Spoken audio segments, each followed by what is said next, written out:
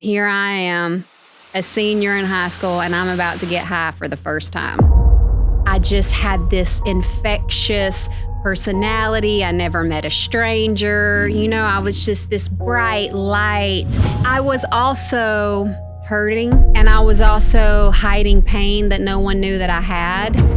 This is a tough one. You know where I'm going. Basically, your purpose was fertilized in prison. Like, you became what? I was getting high from the dope that I would buy until I became a drug dealer. Okay, so how many times were you arrested? Well, 13, because I think I have 12 in the mugshots, and I got sent to a maximum security federal detention center. I didn't see daylight till the day I left. I got arrested in high school. I get pregnant with Madison, my oldest daughter, right after that. And when I had her, I vowed in that moment that I would never go back, but I was still an addict at the end of the day. And the judge awarded my now ex-husband full custody of my daughter. If she was happy with her father, why you just didn't let her stay? I remember my dad used to say things like, "I'm just praying for you." I said, "Do not pray for me. You can save that for somebody else, because the God that I grew up believing in abandoned me at 13 years old. Don't pray for me." There was this church that would volunteer to come in every week. And the lady that came in, I never knew her name. She said, "Can I pray for you?" And she prayed for me. When she got done, she looked me directly in my eyes. She said, "You will never go back to your addiction again." And I knew in that moment I'd never go back. And I never did. Driven by purpose, walking God's plan. You're looking at a certified man. What's up, family? Welcome back once again to The Certified Man. My name is KD Bo. I help men become the best version of themselves. I'm a little, you can see my face, right? Looks a little something, right? Like sleepy, a little something. I've really been excited about this conversation that I'm about to have with this incredible woman. Met her, a couple of years ago. And you don't meet very many people that you kind of feel like are more like you than they are not. Not necessarily like masculine with a beard. I'm just saying, but the energy, the touch, the feel. And so when you hear her story, she does not look like what she has been through. Brothers and the sisters that's listening as well today, introduce to some, present to others, the incredible Jennifer Rogers. How you doing? Hello. I'm good. How are you doing? I'm real good. It's been a long time, so I've been wanting to have this conversation for a long time. A long time. Let's jump right in. I know your story, but a lot of my audience doesn't. Because like, hey, you got this white lady on your show. What's she going to talk about for black men? Right. Don't worry about it. I got y'all. Y'all just let me do what I do. So you come from a very rural area of Georgia. Yes. Small town girl. Yes. Just a small town girl. Yes. You know? So tell me about your first, I guess, memories of what it was like being Jennifer Bowman at the time, right? Yes. Okay. And I know you were precocious. You were very up. You were out. Were you different than the rest of your family? I was. And it's because I was that child that I just wasn't meant to fit in a box. And I questioned rules and I questioned everything, honestly. Because for me, it had to make sense.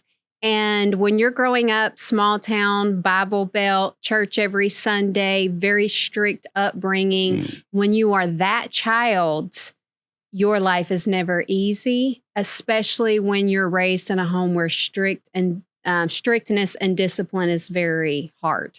Did your parents have you when they were young? They were mid-20s. My mom was mid-20s, maybe early, 21. And my dad, I think, was around 27 when they had me. So young. Yeah. But not too young. And you were the second child. I was the second child. Four? Yes. All right. The second child tends to, that's the first child is the practice child. The first child's the calm one, the easy one, the neat one, the one that has it all together. Typically, the second one is the one that's going to test every patient that you have.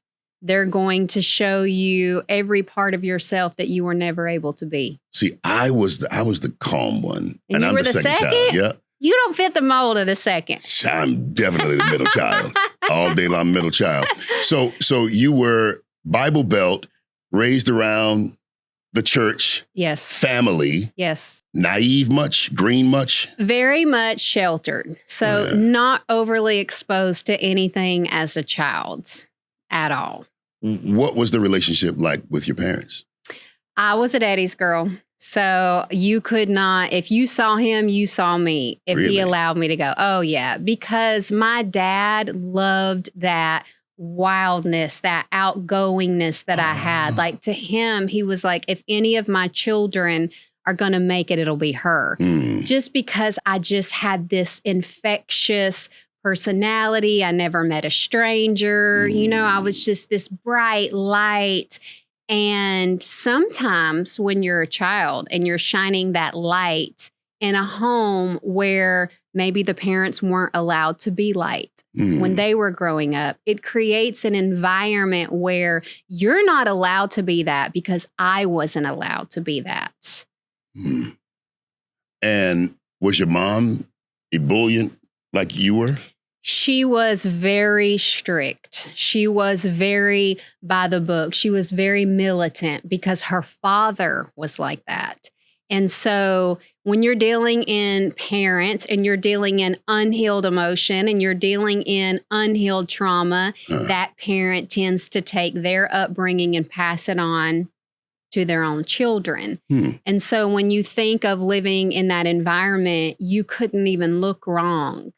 And it was a problem. So, but she married somebody that was not like that. She married somebody that was not like her father. Am I off on that? You're not off. I think with my dad, he represented something that she always wanted. And that's the thing between what you want and what you are, right? You tend to go after, maybe if your father was an avoidant, you go after an avoidant. And so my attachment styles. Yes. Okay. Attachment styles. And so my dad was, I think, a little aloof to things, a little absent when it came to the type of husband that she desired. And so that created this effect in their marriage of she wanted this one thing and he wasn't able to give her that at that time because he was young and he's got these children and maybe it wasn't really what he wanted. And so she's, raising us and he's working a lot. And so it kind of created this environment between them where it wasn't the best situation. Yeah. And I can imagine if your mother kind of wanted to be that person. Yes. And you give birth to a child that is that person. That's gotta be tough though. It's tough. And so her pregnancy with me, they had made the decision to have another child. Well, then my dad decided he didn't want kids anymore. She finds out she's pregnant. And so during her entire pregnancy, he didn't acknowledge the pregnancy. They were married? They were married. He didn't acknowledge it. He wouldn't talk about it, wouldn't even, nothing. Not a conversation. What are we naming her? It was as if she was unseen her whole pregnancy with me. So then she goes and she has me and immediately he's like, where's the baby? Why are they taking so long with the baby? And it gave her this feeling of rage, Really? Yeah, because for 10 months, you were absent. You didn't give me anything that I needed as your wife. You were in there for 10 months? Well, it's 10 when you count it all out. They say 9, but if you look at it's almost 10. Yo, that's crazy. You're right. Yes. Okay, good. So 10 months of being silenced, of not being seen, of not being heard, of feeling like I'm in this alone, yet you're my husband. And what people don't realize is when you're carrying a child, that child takes on the emotion of what you feel in your pregnancy. And so my entire life growing up, I felt unseen, I felt unheard, and I felt unworthy. Really? Yes. And it took doing spiritual work, and it took doing inner child healing, and it took going in all these other avenues to really unpack where was that coming from. And a lot of it had to do with, too, I think that because my mom spent her entire pregnancy feeling that way, and then my dad clung to me the way that he did growing up. That part. It also created this environment, right? Yes. So, yeah.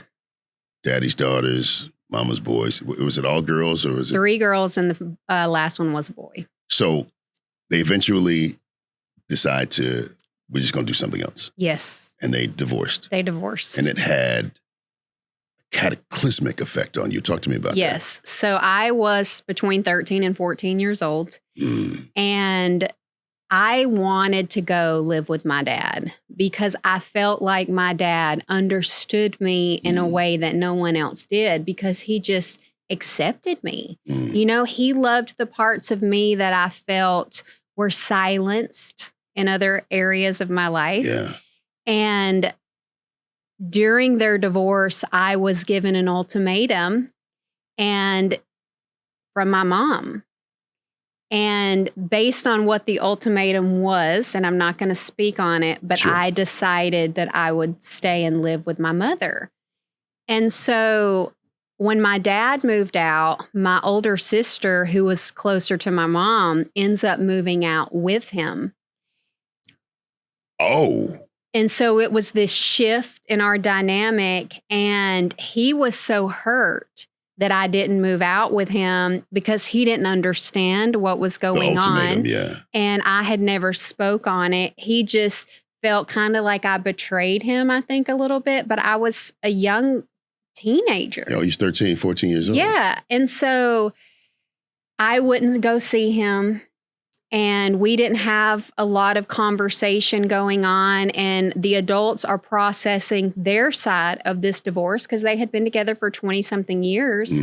And our entire family split in that moment. And so my entire life, as I knew it, was over. We went from this loud household of children, of parents, church on Sundays, to it was just all gone. And we stopped going to church. And my dad is gone, and my younger brother and sister are at his house every other week. My older sister is just living her own life. And my mom is going through like depression. And so she was in a room a lot, you know, processing her own grief. And so at the age of 13 and 14 years old, I'm left to my own devices, processing my own grief and my own thoughts around the situation. And so in that, I began to search for something to fill this void. Yeah. And searching you did. I did. All right. So I was looking at like your mug shots. Yes. Yo, first of all, that's a lot of mug shots. That's That's not all of them. Are you serious? There's one that I don't, maybe 2 that I don't have. Okay, so how many times were you arrested? Or booked, I guess. I know for sure, 13, because I think I have 12 of the mugshots. There's one in Polk County that I don't have, which is 13. And then my federal going into prison would have made 14. How did you get arrested 13 times and not do serious jail time? A lot of them weren't serious charges. So there were like 3 driving on a suspended license. And it was like driving on a suspended license because I had a speeding ticket that I forgot to pay. Okay. And so then I was on city probation for driving on a suspended license, and they violated me twice. So there's 2 of them, right? Because one, they tried to drug test me and I knew I was going to fail it. So I put toilet water in the cup and I gave it back to them. And they, arrested me for failure to produce. Well, all I had to do was pay out my probation fine, and I had the cash on me. So I just went in and paid it, and that was done. And so the other ones, like arrest, there were 3 major ones. And the first one was when I was a senior in high school. And I was Miss Armurchie High School, and Miss Armurchie. Miss Armurchie. Yes. What's that? It's like Armurchie, Georgia. So it's between. so that's a city. It's a city. It's a small town. All right. So I was Miss Armurchie High School, and I'm senior year, like 60 days out from graduation, fall asleep at the wheel driving, and I get arrested for possession of methamphetamines. Because it was a small town, it's all over the radio, front page of the newspaper. Miss Armurchie High School wrecks her car, says she's going to school on a Sunday, arrested for felony possession of methamphetamines. What did you have going on to where, so Miss Armurchie, and this was what grade? I won my 11th grade year, but this is my senior year. This happens. So you've been arrested how many times before that? That was my first time. Oh, that was the first time? That was the first time. Okay, I was about to say, how are you getting arrested this many times, but no, you still that was Miss the first one. Armurchie. I remember Miss Armurchie. Armurchie. When you first decided that drugs were a good option, or did you think it was a good option? What was that experience like? So I worked with this lady at Claire's in the mall, and her name was Tracy. And me and my best friend Amber. First of all, your accent is sending me. I was at Claire's at the mall. You know what's funny is I don't realize I have an accent. Oh, you got to be kidding me. I think I sound like everybody else. You don't sound like me. We are different. Somebody is different. Yeah. So Tracy was the manager of Claire's, and I had never met anyone like her a day in my life. She had these real short bangs that was right here, and she would wear her hair in this ponytail, and she would stack all these scrunchies, so it would be like a waterfall on top of her head. So Amber and I used to call her the Who from Whoville. Hilarious. That was like our inside joke. So she had these women that would come into the store, and I noticed they would be walking around. They would be pointing stuff out. So she confides in me that she is stealing this store merchandise when she closes the store down, and she's trading it for methamphetamines. Tracy from Whoville that works at Claire's. That's the manager. Wow. So my friend Amber had done meth before. And so the more that Tracy talked about it, the more I was just interested. I want to know what it makes you feel like, right? And famous last words, boy. She has this guy come down from Atlanta who's her drug dealer. And he was this attractive, fit, in shape white guy. So I'm like, well, if he's doing it and he looks like that, it can't be that bad. Now, mind you, I won the DARE Essay Award in the 5th grade. I worked with the sheriff's department in middle school and early high school doing this safety pup thing, teaching kids not to do drugs. Yeah. And here I am, a senior in high school, and I'm about to get high for the first time. So, again, I'm still trying. So it was just curiosity? Curiosity. Even after everything, I know you heard to say no to drugs and all that kind of stuff. Well, yeah. At that point, I had been drinking, partying on the weekends, smoking weed. But you were still an overachiever, though. I was also hurting. And I was also hiding pain that no one knew that I had. And there was something on the inside of me that I was searching for. And what it was acceptance. Mm-hmm. And when I started to use drugs, it brought me into this environment of people that accepted me for who I was. And it didn't matter good, bad, indifferent. They just accepted me. Yeah.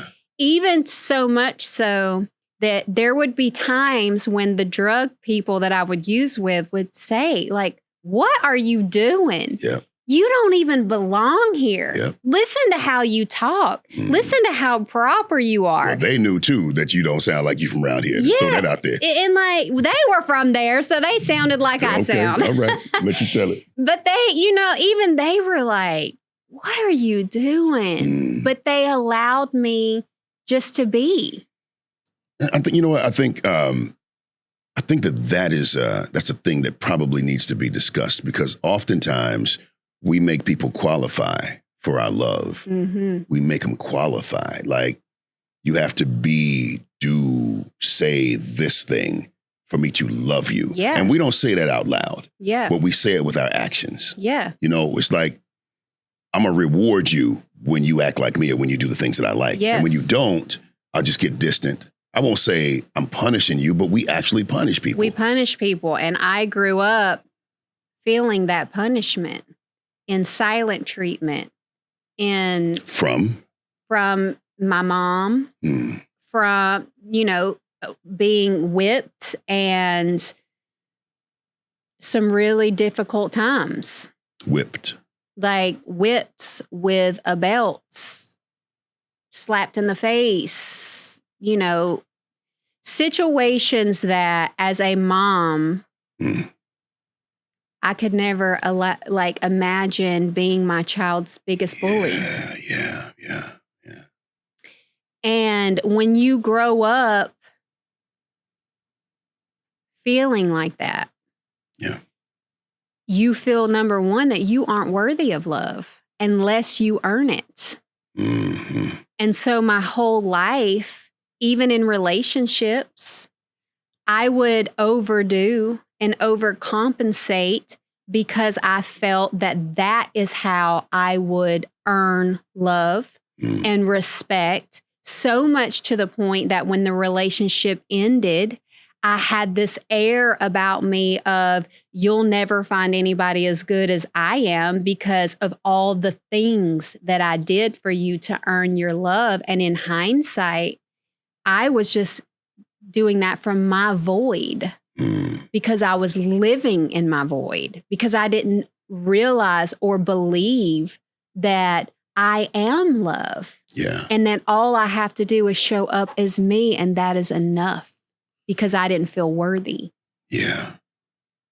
My mind is just so many things, and you just this is going to be a long conversation. I already feel it, but I want to take this off ramp because there are people who are in relationships and they entered into the relationship from that space of what Brene Brown calls hustling for love, what you just described so eloquently.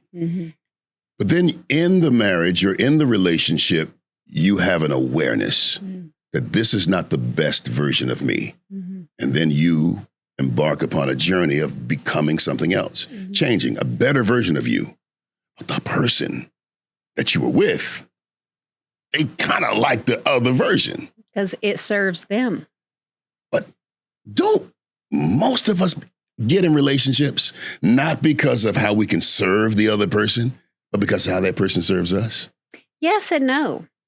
Because when you look at society, we are programmed from a young age to believe that we should go down this path, do things a certain way, get married, have kids, buy a house, go to work, be a good, productive member of society. Right. But what we're not recognizing in that is that we are all people and we all do not operate the same. Yeah. So people get into relationships because I need or I desire something, right? Yeah. But you're not showing up as the whole version of you if you haven't done the work on yourself to unpack your upbringing and everything that you've went through. So when this one person elevates, this person, if they're not ready to elevate and look in the mirror, they're never going to meet you where you're going. But it almost feels unfair, though. It is unfair. Yeah. But that is why people should not get into relationships until they've done work on themselves. But we don't live in a society that promotes that. Not live in. I don't know how many people have said, I want to get married after I've done the work. No. Nobody says that. Nobody says that. Because we think that the person that we're with, now we understand we got some stuff. We ain't crazy. But we don't get into a relationship like, I have unmet childhood needs. I got some traumatic wounds or whatever. Yeah. And we don't get in a relationship saying, let me work on that. Let me before I really, really commit. Let me fix me. Yeah. Some say it. Yeah. Some say it. But I don't think most people see themselves as incomplete.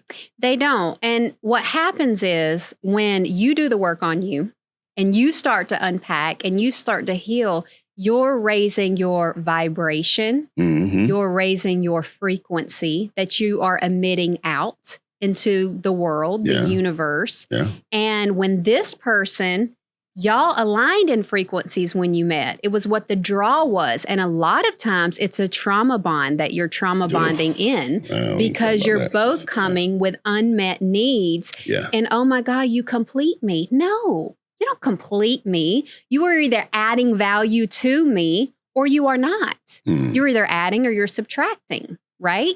Yes. But in the beginning, because y'all have these things, these unmet needs, these unmet wounds, these distorted views of what love is. That everybody has. That everybody has it, unless you've been raised in a home that teaches you these tools from the time you were young. And we're in a time right now where people are awakening to these things, and there are parents that are teaching their children how to handle these type of situations as a child. But my generation, your generation, absolutely not. Because it's do what you're told and follow the path that is in front of you. Yeah. Yeah. And I'm sorry, but you can't tell me that I came here and went through everything that I've went through to follow the path that everybody else followed, that I'm just supposed to wake up every day, go to work, pay bills, and die. Absolutely not. That for me is not living. That is surviving. So, Jennifer Bowman Rogers, what do you say to that person that is, well, two things. What do you say to each person? One, the person that has started to scale their life. They're getting better. They're becoming more self-aware, emotionally advanced or better, healed. And the version that they gave to the other person, they're not there anymore. They're not that person anymore. What do you say to them? What do you say to the person that has been receiving it? And does that relationship have a shot? Now, I know I ain't bring you here as no relationship therapist, but since we're here, I think that you can touch on this. I can. For the person that's elevating, for the person that's healing, for the person that's doing the work, you got to have a difficult conversation with yourself. And you got to ask yourself, is this person that I am today? Is this person that I aspire to be continuing to align with this person who doesn't want me to be anything but who I was when I met them? And if you're in the church, therein brings another whole level of issues, because the church is, oh, you don't get divorced. Is that what God wants for you? Well, God wants for me to be the best version of me. Yeah. And I don't buy into religious propaganda when it comes to these type of things, because I personally have gotten to know the heart of who God is in my life, not who a pastor says, not who a church building says, who God tells me God is.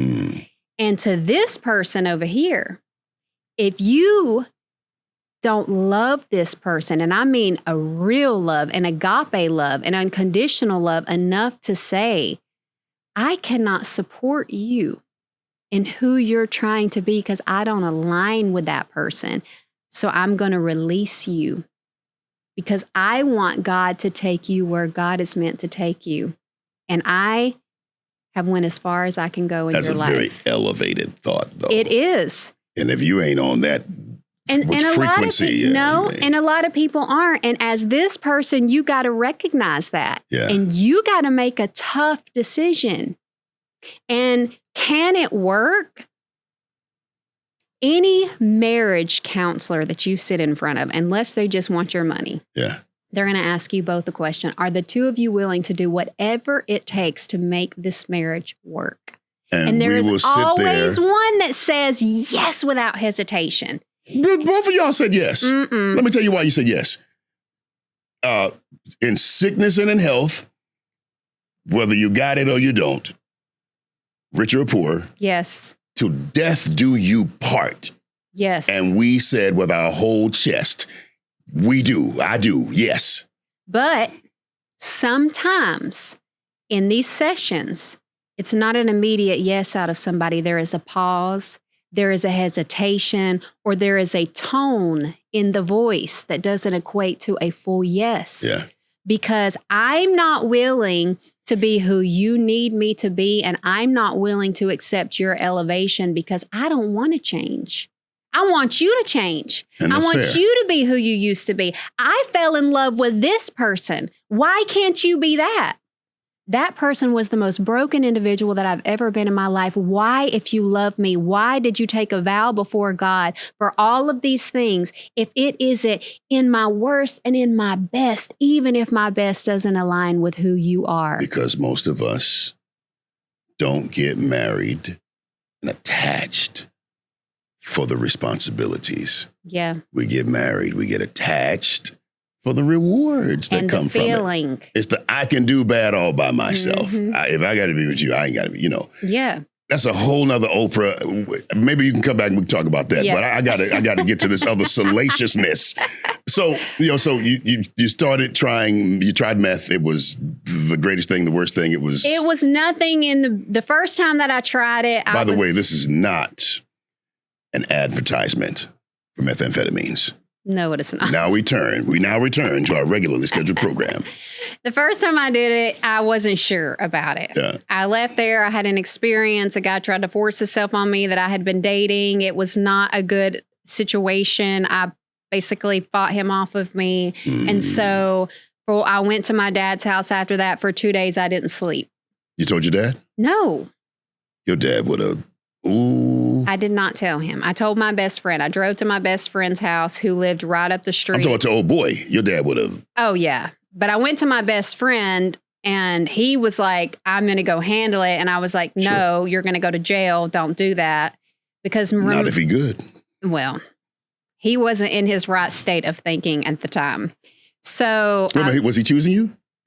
Because you said friend. You said friend. He was just my friend, but he had feelings for me. Okay, then it wasn't just your friend. No. Yeah. So I go to my dad's. I'm awake for 2 nights. I'm a little scared to do it after that. But it piqued my interest just enough. So fast forward, in another friend that's in our group, I had told her that I had tried it, and come to find out she's been doing it. And people that were in her familial unit, adults, older men, they were also doing it. So she and I go and we start getting high in this circle of adults. And I was hooked. I was hooked from that moment forward because it was like a belonging. It was fun. It was exhilarating in the beginning. Yeah. It was like, have you ever seen the movie Limitless? Yes. That's how it makes you feel in the beginning. Like you can do anything. And this is not an advertisement. It is not. Yes. But that is how in the beginning it makes you feel because In the beginning, right? In the beginning. Oh. Because it speeds you up. Okay, so I'm thinking meth, like with the rotten teeth and all this. Everybody always asks me, are these my real teeth? Why does your skin look so good? And even when I was doing it, I looked like this because I didn't pick my skin. So you didn't pick your skin? I didn't pick. People like, you see the sores on their face, it's because they pick their skin. Why? Because my friend picked her skin. So because it geeks you up, right? It speeds you up. And you just need something to do. And it can heighten whatever you have going on the inside of you. And it makes you zone into things. If you think you see something on your face and you start picking it, I never did that. Oh, wow. I would brush my teeth for 30 minutes. I obsessed over how I look. So it just amplified what I already was. They used to call me Hollywood when I would roll up on the scene because I would come up looking like I had stepped out of the red carpet. Stop it. Stop it. I was that person. And so eventually your life begins to fall apart. Yeah. And when that happens, you're so locked into it at that point that you don't know how to get out of it. because it's become your survival mechanism. So it doesn't make, you didn't want to be productive? Oh, yeah, you're definitely productive until you begin to lose track of time. And we're not talking immediately. Oh, so it's like limitless for real? Yes. We're talking like some years in at this point, because I got arrested in high school. I get pregnant with Madison, my oldest daughter, right after that. I have her. 17, 18? I was 18 when I got pregnant. I was 19 when I had her. I was 18 when I got arrested. I ended up getting pregnant with her a couple months later. So I have her. And when I had her, I vowed in that moment that I would never go back, because I experienced the love that I had been searching for 19 years. Yeah. But I was still an addict at the end of the day. I was still carrying the wound. I was still carrying the void. I was still carrying the unworthiness. And my environment had consisted of that for so long that I ended up going back to my environment. And I also had a weight complex because I was picked on growing up. What's your middle name again? Lynn. No. Bowman. Big Butt Bowman. Yes. In the 5th grade, a boy nicknamed me that. He was a white boy, wasn't he? He was a white boy. He wasn't black. Well, and he wasn't. He was not. Black. He was white. All right. He was white. All right. I'm trying to show you. But I grew up with this weight complex even when I was in high school. Yeah. This guy came up to me one time and he touched me on my ribs right here. And he was like, if only you were this thin all the way down, you would be a perfect 10. He wasn't black. He was not black. Yes. So I grew up feeling like, not enough. Stemming from some things in my childhood. And then you add that on top of it, and the drugs made me skinny. And the drugs made me skinny. It takes your appetite? Yes. Oh, man. And so when I got arrested in high school, I was 105 pounds. To the point that after it was all out, and my dad comes up to me and they're trying to get me to go to Wynwood. That's a whole nother story. But he grabs my arm and his whole hand fits around my arm. Oh, and he was like, look at you. Look at what you're doing to yourself. And I was like, I look good like this. Because I had such a weight complex. I wanted to be thin. And so there was that aspect of it too. Yeah. So I end up going back and starting getting high again after I have her. And I'm masking it because I've figured out how to hide it. Because my whole life I had been living as two different people, the representative and who I really was. And so... Who did you believe you really were? Broken, hurt, lost, heartbroken, unworthy, not enough. That's how you showed up, but... How I showed up was... What I'm saying, that's what you felt. That's what I felt. The real person that was in exile, let me use that word, the exiled you was, like I said, ebullient. You were bright. You were happy. You had a kind heart. Yes, when I was young. Yeah. But when you're living in an environment that doesn't nurture that. Yes, but that's the real you. Yes, but I had lost that person so deeply that I couldn't remember her. I remember when I did this thing called monk mode, and I met my inner child. You ever had an experience like that? I have done an inner child alchemy therapy hypno session. Ooh, okay, that sounds deep. I was just regular, meditation, but it was so enlightening because I saw this kid in the dark corner, and he was rail thin, and he kept saying, but the thing that just stood out was his eyes were so bright, his smile was so big. Quite frankly, that does sound a little scary coming out of a dark corner, rail thin kid, but I felt the warmth emanating from him. I'm like, who are you? He never said who he was, but intrinsically, I kind of knew it was me. And he kept saying, I'm hungry. He said, you got something to eat? I'm hungry. And in my mind, it broke me because I couldn't imagine anybody not feeding this kid. Mm. He was so kind. I mean, you just wanted to hug him. You want to be around him. Like, this is the guy, like, what is this love I'm feeling from you? Mm-hmm. And man, when I got the realization that it was me, I broke. Again, I hadn't cried in like 20 years, but I broke because I'm like, what the hell have I been doing? Like, not paying attention to me. Mm-hmm. And I just realized I didn't love me. Yeah. I didn't know what that even meant. Yeah. You know what I mean? And most people don't. Most people don't. They don't. So you were presenting this person that was... Had it all together. Happy, success, good grades. Hollywood. Yes. And in all of that, I go back and I start using drugs again after Madison is born because I want to lose the weight. And I have to go to court for that drug charge. So they drop it to possession of drug-related objects, and I pled out first offender because it was my first ever time getting in trouble. I looked like I was, back doing the right things. Top of the world. Yeah. Yeah. Presented well, the representative. Yeah.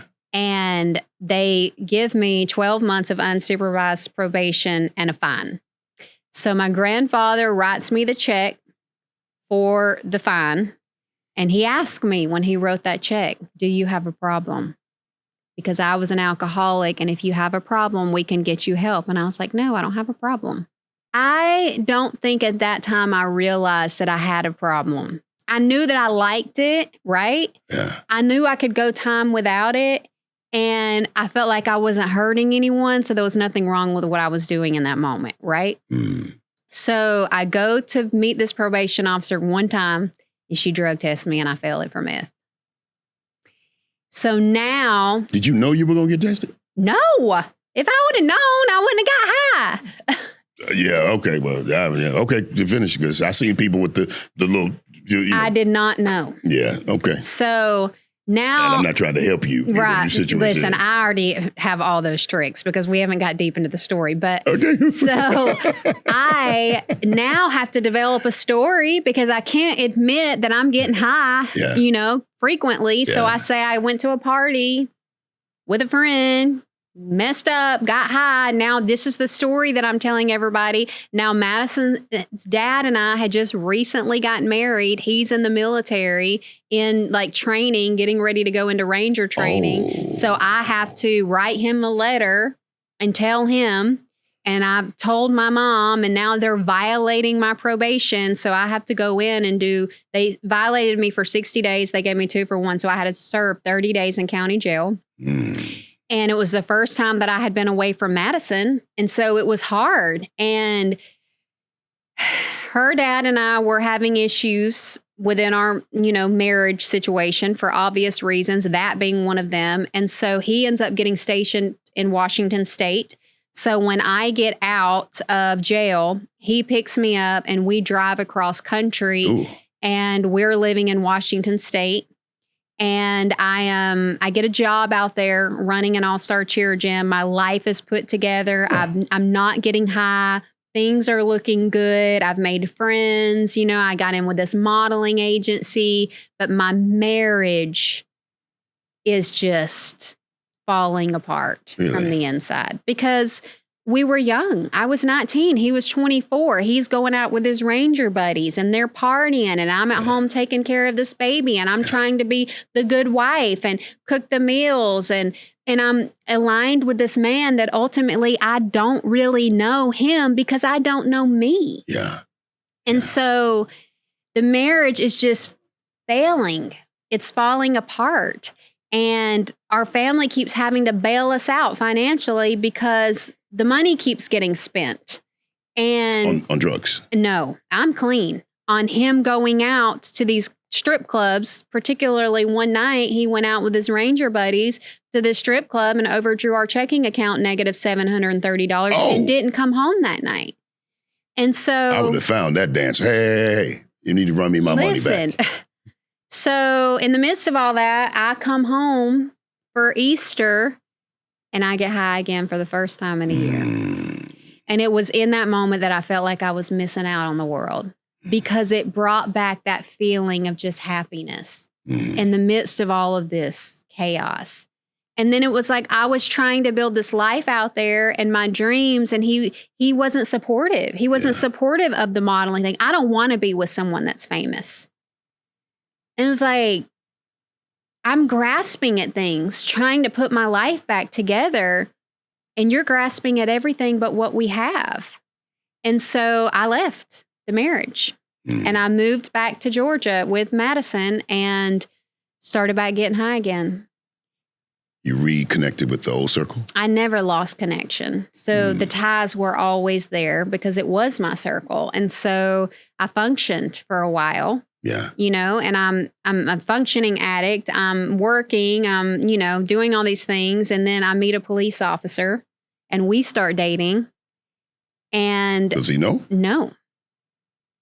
And I'm high. 90% of the time I'm around him. Dang. But that's how good I was. Yeah, you must have been excellent. So. Does it have a smell? No.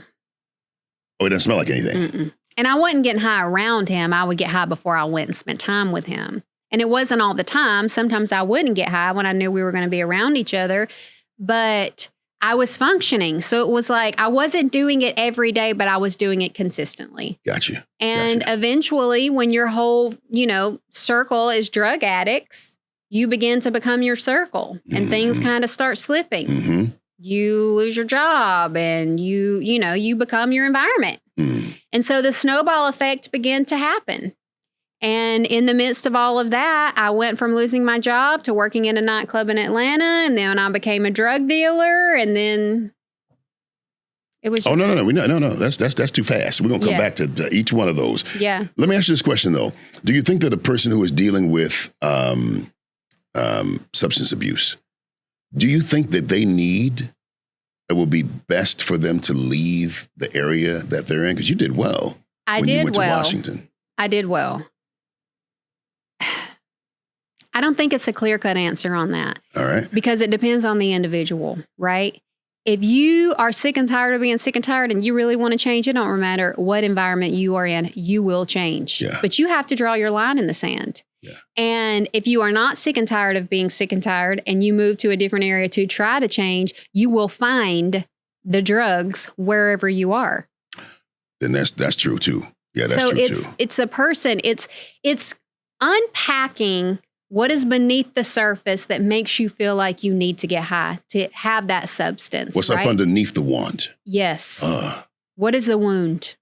Where is the wound at that you're masking? Because this is psychological. This is emotional. And we have built an entire business, and I know this is going to offend some people when I say this, but this is my true belief that we have built an entire business around addiction, that it is a sickness and a mental illness and that it needs to be treated. I don't believe that.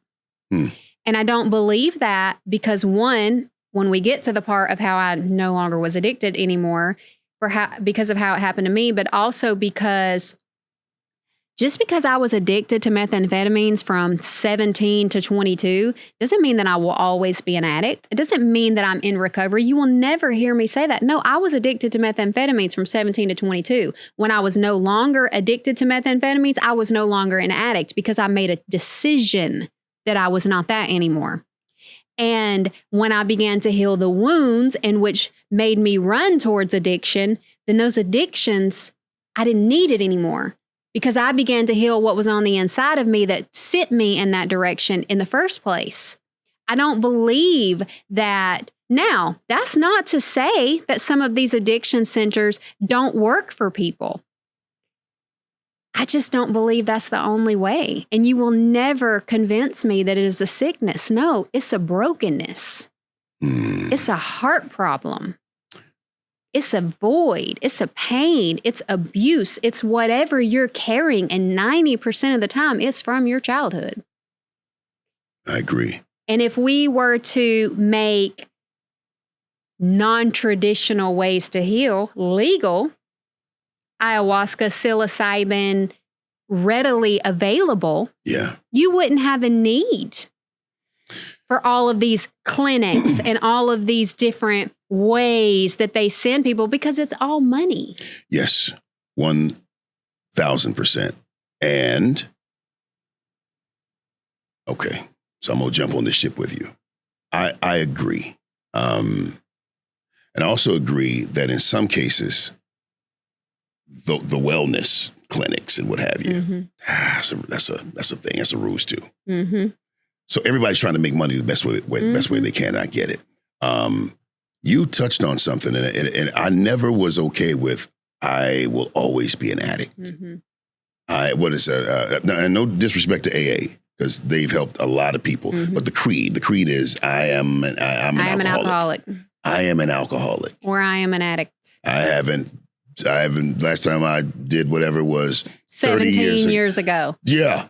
And so you still got to say that you are. That's a tough one for me. Your words have power. Yes. So you mean to tell me that I'm going to stand up in front of a room full of people and say I'm an addict? No, because that means when I leave here, I'm an addict. So I can go have this drink because guess what? That's what I identify with. Absolutely not. Yeah. Yeah, we agree on that. And I've had people say to me before, they've been in recovery for 40 years.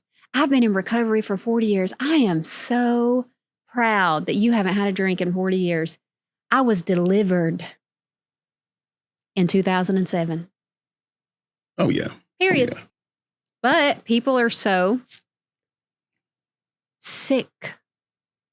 And sick has a negative connotation, but people are so desperate to feel healed, to feel whole. What is wrong with me? Why do I feel like this? Not realizing that it's all spiritual. Because if you heal the generational trauma, if you heal the abuse, if you heal the upbringing, if you heal the inner child, all that shit goes away. It's all related. But people don't want to have that conversation because the church says, don't do that. You know, delivered sounds like a church term. Sounds like churchese, church lingo. Why you say delivered? It was church when it happened. Come on, then. Come on. What's the name of the church? Shout them out. I don't know. I can't tell you. That's how you know it must have been real good. I was in county jail on a federal indictment. I had been in there for 10 days. I didn't come out of my cell. I didn't talk to anybody. I was coming down from everything that led me into that place of addiction and everything else. And you couldn't look at me and tell because I wasn't real thin skinny at that point. And there was this church that would volunteer to come in every week. And I just happened to walk out of the cell. And the lady that came in, I never knew her name, never saw her again. I come out of the cell and she walks up to me. She said, "Can I pray for you?" Well, at this point, now for years, I was angry at God because I felt like God abandoned me at 13 years old. Wow. And so I remember my dad used to say things like, "I'm just praying for you." I said, "Do not pray for me. You can save that for somebody else because the God that I grew up believing in abandoned me at 13 years old. Don't pray for me." I was angry. Yeah. And so this woman comes up and says, "Can I pray for you?" I'm like, well, I've lost everything at this point. I had been homeless. I had nothing. My family's done with me. You know, it was nothing. The only thing that can happen to me at this point is my life can end. And I've been asking for you to take my life. So if that's what happens, then see you on the other side. That's where I was. Wow. So I said, "Yeah, you can pray for me." And she prayed for me and she spoke in tongues. And when she got done, she looked me directly in my eyes. She said, "You will never go back to your addiction again." And I knew in that moment I'd never go back. And I never did because I could breathe again for the first time. Because the breath that I had been taking for so long was so shallow, it didn't really reach the depth of my lungs because I was in the height of drowning in 21 years of pain. And I went to the phone and I called my dad and I said, "Daddy, I am healed. Now come get me out."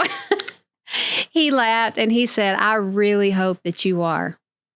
But we have watched you self-destruct over and over and over for years. And it's going to take some time for us to see that you have turned the corner." And I knew, and I've never had a thought of it ever again. So you never went, really? Never. So you were good and delivered. All right. It was gone. It was as if it never even existed. So before you were delivered, though, you came to Atlanta and were in the strip club. Yes. What age? I was 20 and 21. Young. Had never What the hell made you say, you know what? I'm going to go and shake my ass at a club. And had never even been in one. Please tell that story. Okay. I saw it already. I just want you to tell it. You want to hear? Okay. So I lost my job. It is December. I've got a little girl to take care of. Yeah. I have bills and I need Santa Claus has to come. So I knew that if I walked in, they would hire me. How you know? Because I knew what I looked like in the mirror. All right, I'm just saying. And we grew up dirty dancing in the basement when we were partying in high school. Like, shaking your ass. When we were in high school, we would have these weekend parties at a friend of ours' house. None of our parents knew. They just think we're spending the night with her. We're getting messed up every weekend. All the athletes drinking, dancing, partying down in the basement. So I knew that I could go in there and do that. Okay.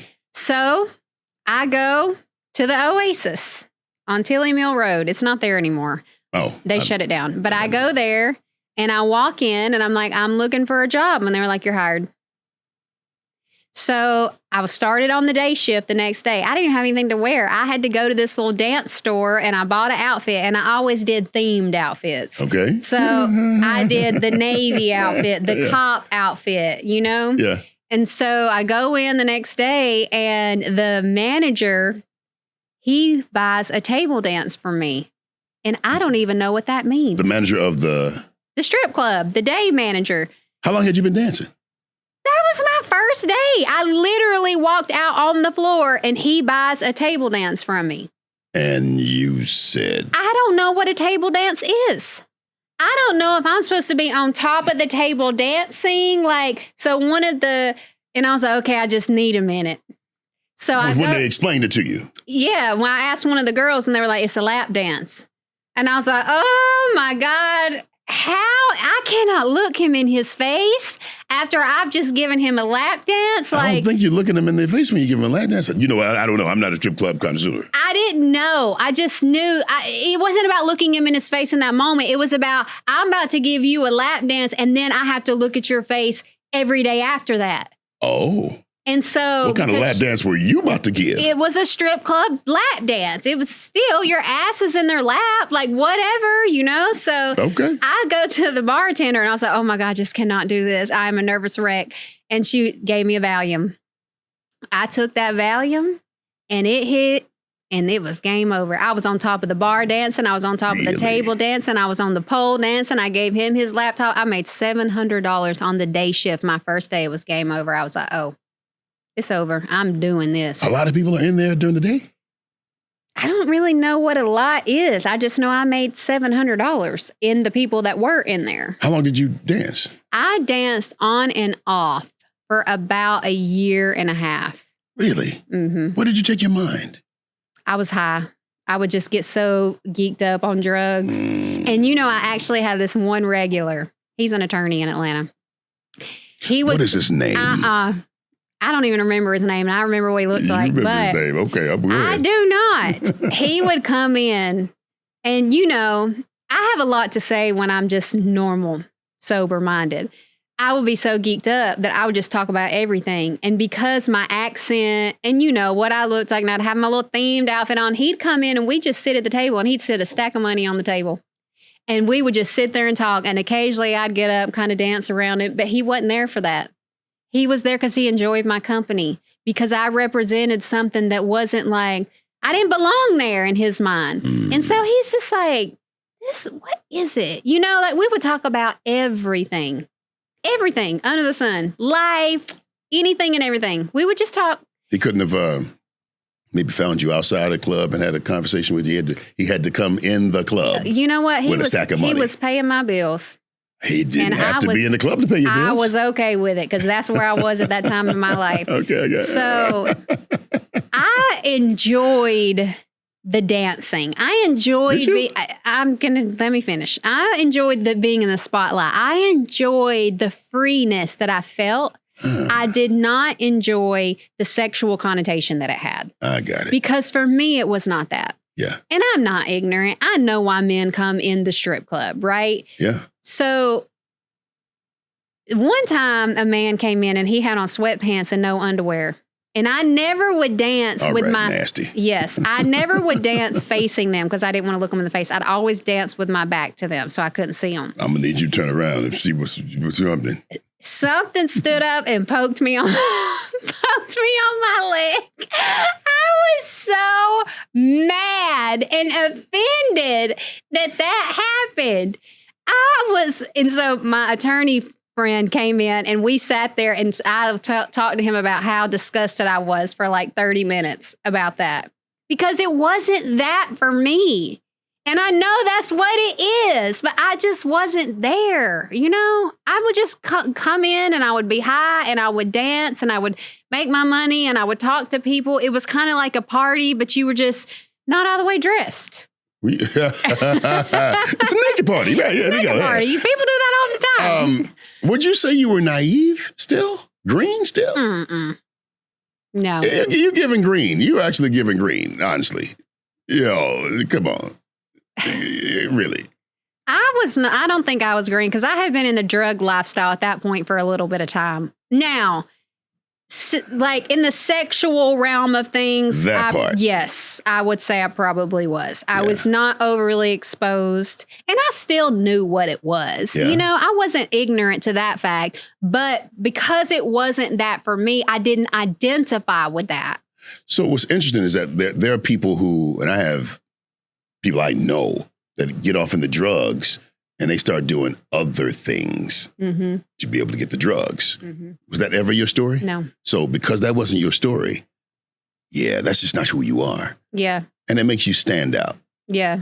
It makes you different. Yeah. And you could feel that. Yeah. But I'm going to get to that later. So you had your strip club experience. Yes. Now tell me about this whole drug kingpin experience. You was Nino Brown up in this mug. So I had someone put date rape in my drink. What? In the club on my 21st birthday.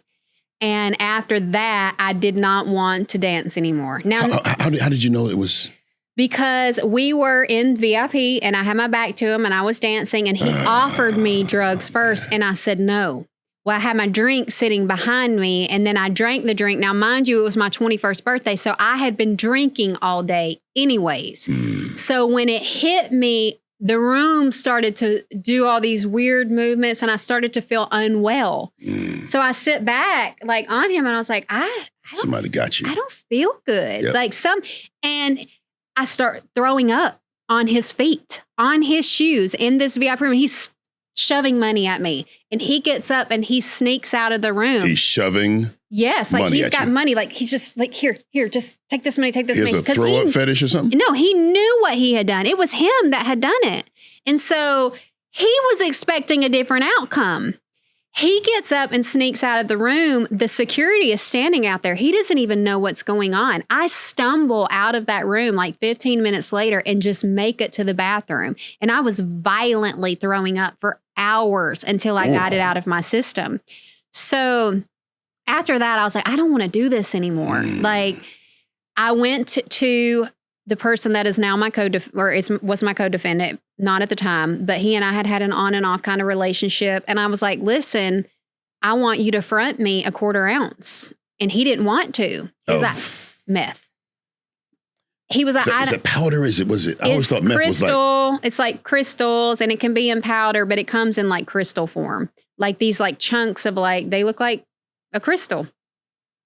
And so he was like, I don't want you to get involved in this lifestyle like that. And I was like, listen, I'm going to get it from somebody else. I would rather get it from you because I trust you and I know you. And so he did. So you learned some things from that lawyer friend after all, huh? Yes. You were very persuasive. So I broke it down. Yeah.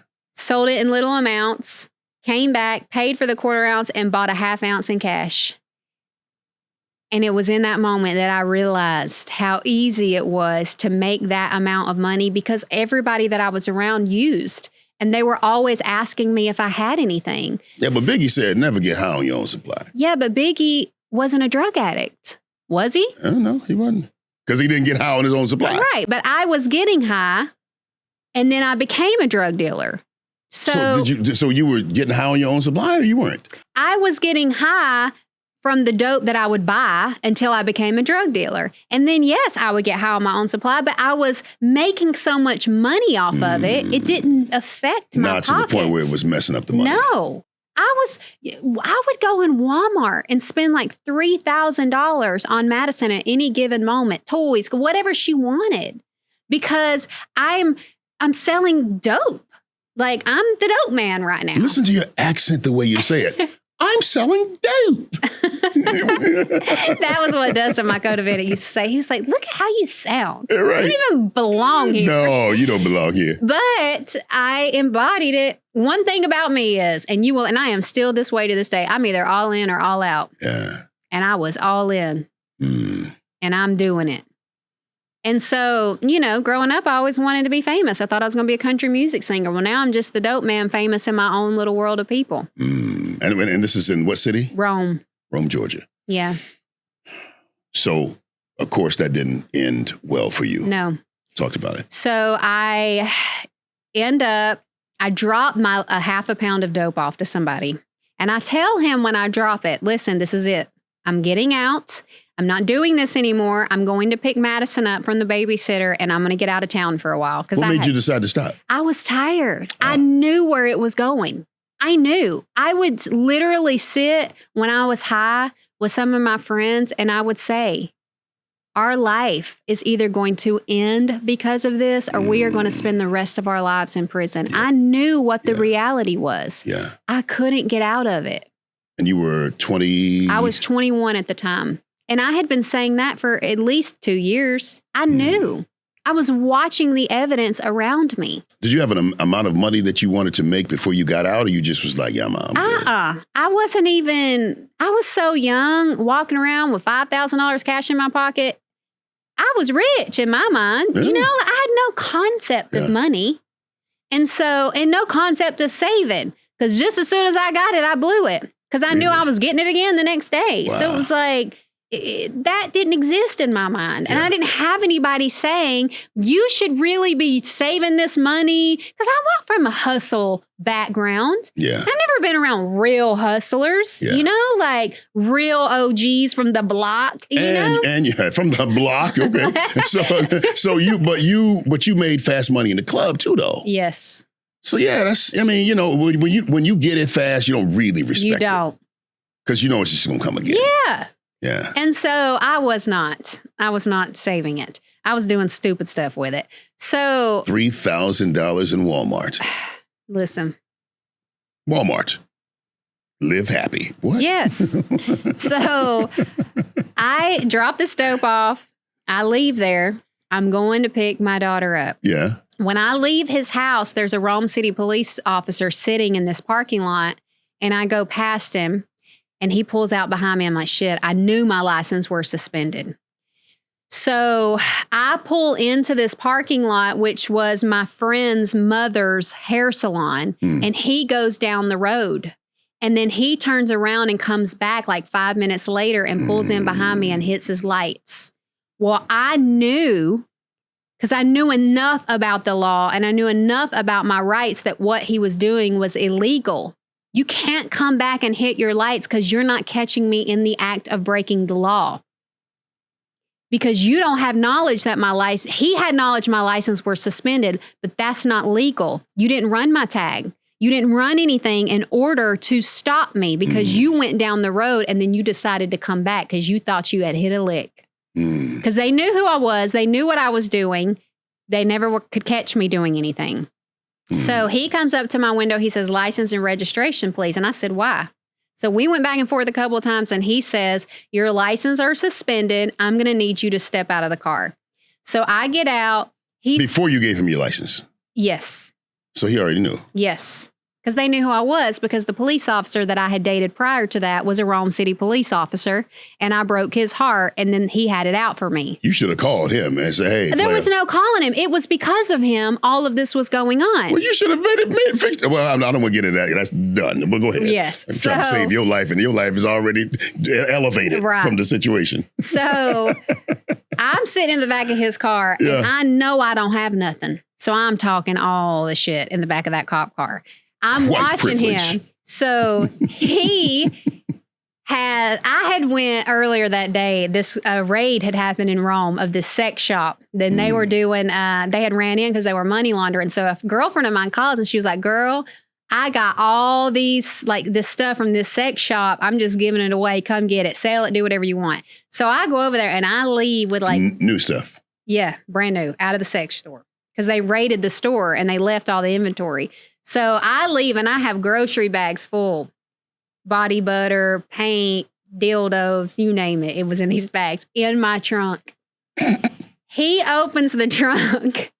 He picks the bag up and the bottom falls out. And dildos go all over the ground. A penis in my foot. He was like this. His face turns red. He's scrambling to pick him up. I'm like, wait a minute. He's scrambling to pick him up? Yeah. And you left the penis over there. Yeah, and I'm like, yeah, mother, that's what you get, because I know I'm clean. I know I don't have anything. May I say something real quick? Yes. I think you have found black friends by this point. Because here's, first of all. Not. First of all, you already said hit a lick. You just did this right here, right? You grabbing air. So yeah. No, you done found some. I was in prison. Hey, okay. All right then.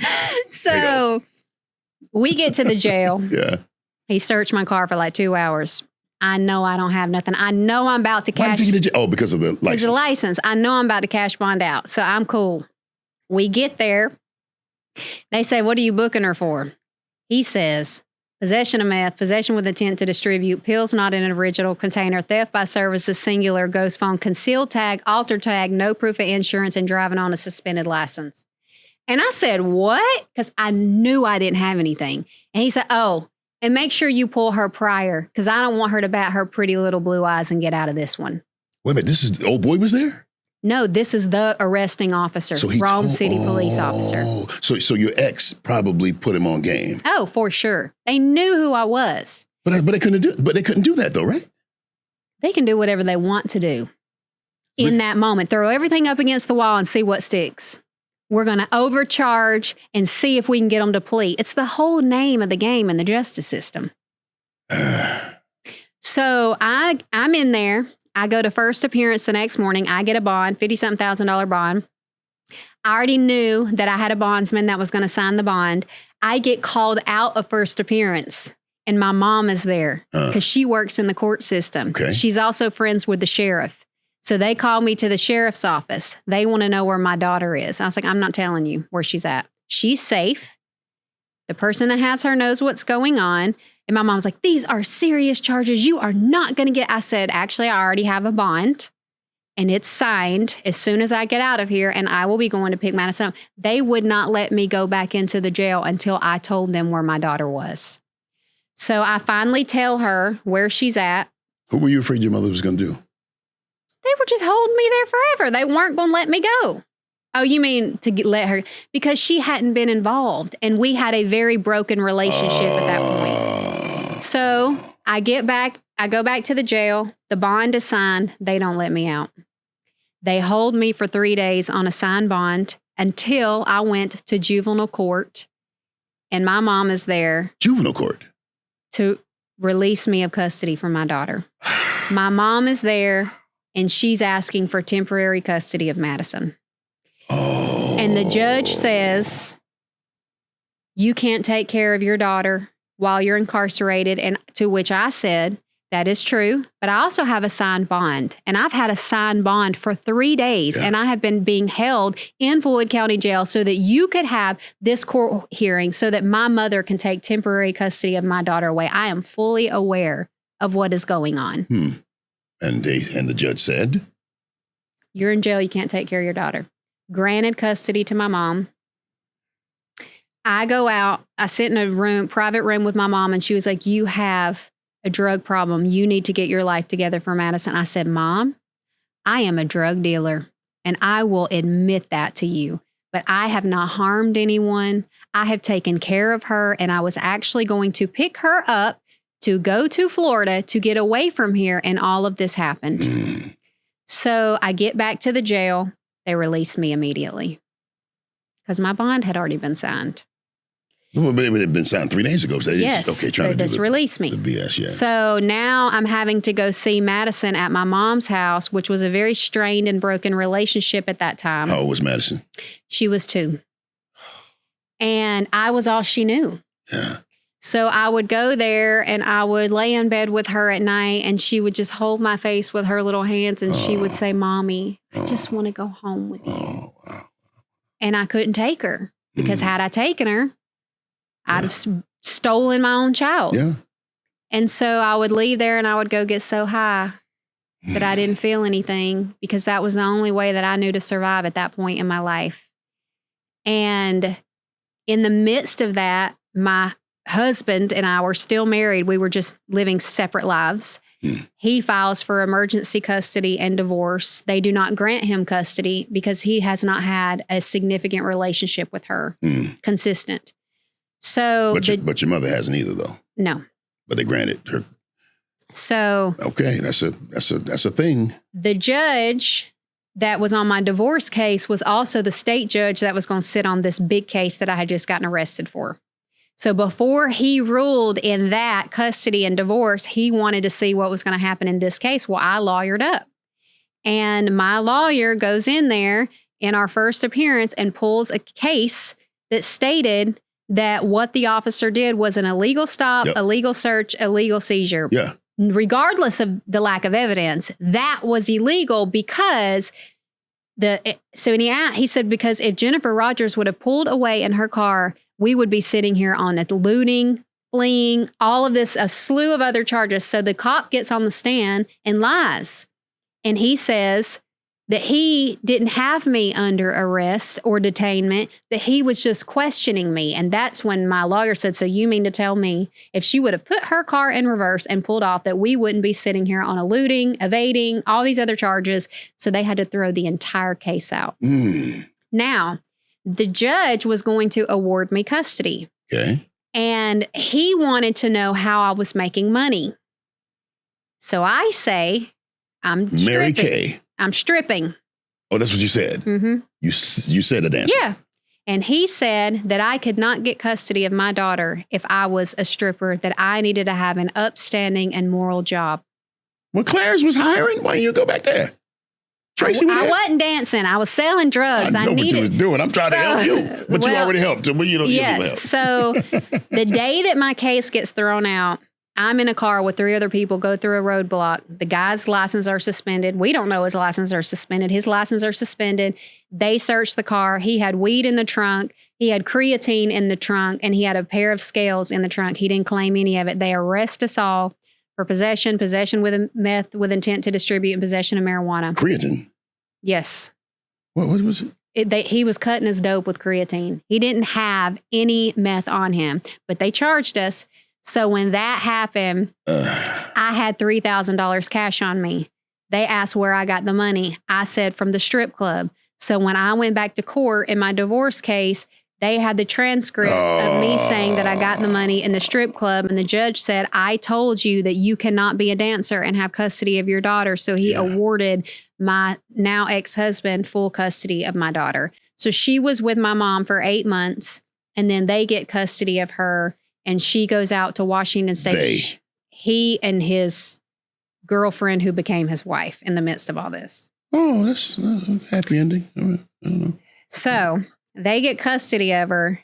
And when I lost custody of her, like fully, I lost my mind. I bet you did. Oh, I bet you did. Because that was the only thing that kept me semi holding on. Yeah. So I went and sold more drugs, and I got more high, and I would lay in bed at night high on drugs, and I would cry out to this God that I no longer believed in and say, I need you to take my life because I don't want to live anymore. Yeah. And God took my life, but he didn't take it the way I wanted him to take it, because a couple weeks later, I ended up with a federal indictment. How much time did you spend? I did 6 months, I did 4.5 months when I was in federal holding. And then I got out for 8 months, turned my life totally around. And then I went in and they sentenced me to 2 years. And I was supposed to go to a minimum security camp. And I got sent to a maximum security federal detention center. So the day that I self-surrendered, I didn't see daylight till the day I left. There was no outside yard. It was all controlled movement. Doors on the cells, locked down 3 times a day. And while I was in there, I got locked in solitary confinement for 3 weeks under investigation for something that I did not do. They came and they handcuffed me at my job in the kitchen one day, took me up, put me in solitary confinement, dressed me out into a solitary confinement suit. Didn't tell me for a week while I was in there why I was what was going on. And I felt that I would lose my mind in that room because they were feeding me through a hole in the door. There was no shower. They let the women out Monday, Wednesday, and Friday for a cold shower for 5 minutes, and then they put you back in there. And during that week of feeling like I was going to lose my mind, by around the 7th day, I conquered my emotional and my mental state in that cell. And I told myself in that moment, if I can conquer myself and find peace in this moment, there's nothing that I cannot do in my life. Tell me what that process looked like for you, conquering your emotional and mental self. Sitting with myself, praying, allowing to the God that you had an issue with. At this point, I didn't have an issue anymore. So from the moment that the addiction was prayed away in Floyd County Jail, I began to chase God again. Yeah.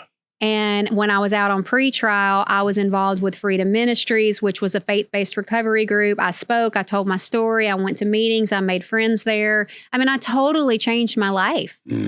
And now I'm in prison and I'm still cultivating that relationship, because I knew that there was something bigger than what I had experienced, and that there was something on the other side of that was tied to greatness, because I wouldn't have made it out of all of that stuff if that weren't the case. Yeah. And so I'm in this solitary confinement prison cell, and I just prayed. For 7 days in, what was it, a realization or something that just hit you to say, hey, wait. Get it together. Okay. Get it together. Look at everything you've overcome. Okay. You've lost everything. You lost the one thing that you loved the most. You watched her cry for you every night. Look what you've made it out of. And then it make you crack. Oh, it did. I cried. I grieved in prison because I turned into the thing that I never wanted to be to my daughter. Which was? Giving her own trauma that she would have to heal from. Yeah.